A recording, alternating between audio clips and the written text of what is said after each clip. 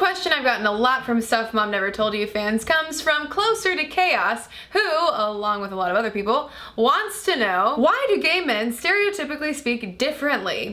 Obviously, this isn't always true for everyone, but it does occur quite often.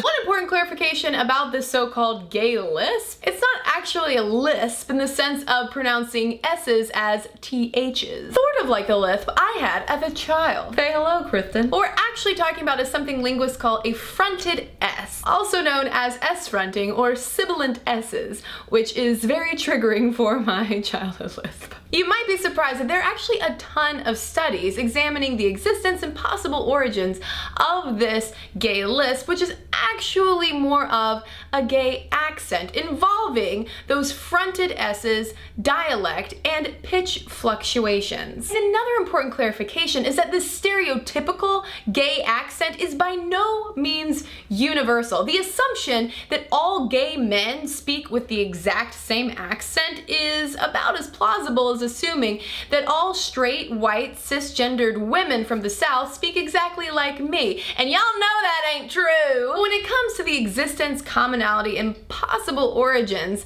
of this gay male accent, what do the studies say? One often cited study from 2008 claiming that around 40% of self-identified gay men speak with those fronted S's, the stereotypical gay lisp that we think of. There are also a lot of other studies finding that there are a number of straight guys whose accents are interpreted as gay. How reliable is our vocal gaydar? About 65%, according to the studies that I looked at for this video. Better than random chance, but still plenty of room for error. While its existence has been confirmed, at least a subset of the gay male population, the thing researchers still aren't so sure about is where it comes from. Some people think it might have to do with physiology, of perhaps gay men having differently structured vocal cords and hormone levels that will influence the pitch and modulation of their voice. The more convincing arguments point to socialization. Linguists agree that our vowel pronunciation is more physiologically influenced,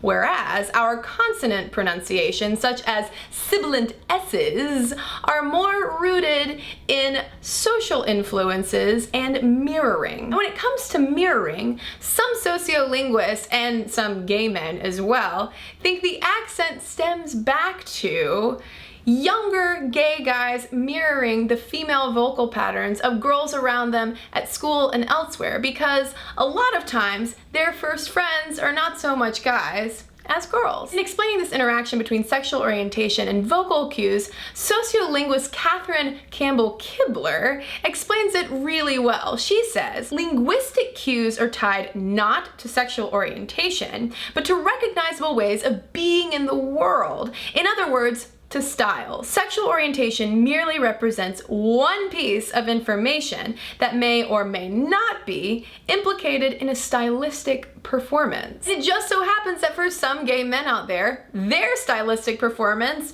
happens to involve more fabulously sibilant S's. Sibilant!